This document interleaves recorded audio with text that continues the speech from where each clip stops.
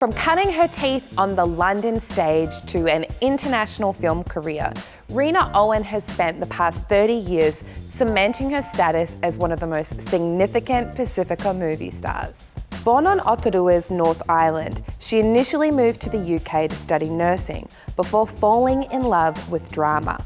Performing on stage with the Royal Shakespeare Company, she also worked as a playwright, writing and starring in the critically acclaimed Te Awa i Te Whatu.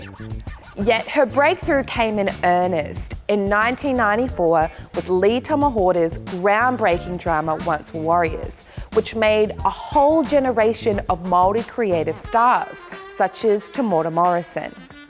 As Beth Heke, she was more than just an embattled matriarch stuck in the cycle of domestic violence. Her performance was vulnerable and powerful simultaneously, a portrayal that became iconic and announced her on the global stage. My name is Josefina Molly, and I am a music journalist and radio broadcaster. So Rena Owen is what I like to think of as such an underrated epitome of strength, of mana, and she's a maestro of subtlety as well. I know that a lot of people will likely recognize her, obviously, from Once Were Warriors, and not to take anything away from that performance, because I feel like she deserves every bit of praise, whether it was at the time or retrospectively she gets for that role, because it did so much for not only filmmaking in Aoteoroa, but in terms of putting a spotlight on a cultural moment. But outside of that, her acting chops are just so versatile. You know, she can play anything, and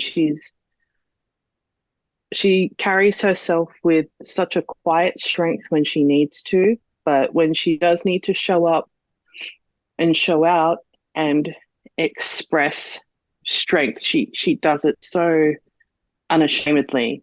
And I really love that about her, and I love that that's something that's very key to her personality, I feel. And I love that what we see when we see Rena in performances over the years is that she 100% leaves it all on the table. And I think it's very hard to do that. Reprising her role of Beth in the 1999 sequel, What Becomes of the Broken Hearted, Rena became a pivotal Pacifica pop cultural figure in the preceding years. With roles in 2 of George Lucas's 3 Star Wars prequels, she established a global fan base with recurring genre work in Buffy's spin-off Angel, Steven Spielberg's AI, and TV shows like Prison Break and Siren. She's really sort of emerged and stood out as this industry figure for a lot of us, whether or not we're in film, whether or not we're writers, we're just Pacifica people creating in this structure that is so in flux, but oftentimes the support isn't there for us like it is for other people. And I think what she's been able to do and what she's been able to continue to do is absolutely admirable. And if we're talking about legacy in pop culture, legacy in terms of body of work, and just legacy as a cultural icon, Rena Owen she's not even a silent assassin, because she's out here. She's always been out here doing the work. But again, it comes back to this sense of grace and this sense of mana that she carries herself with.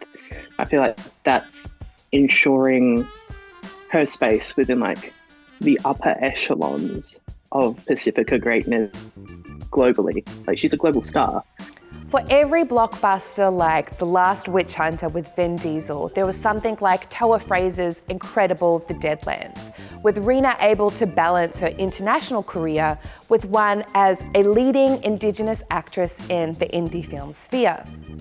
It's something she's continuing to do well into the 2020s, returning to the Star Wars universe as her character Ton Wee in The Bad Batch, while also starring in the biopic about Māori activist Whina Cooper. Or her auntie, you know, she's got that she instills that sense of trust. And yeah, I absolutely love her, and I feel like she's still got so much more impact to give. And it's things like this that show that, you know, she deserves every bit of it.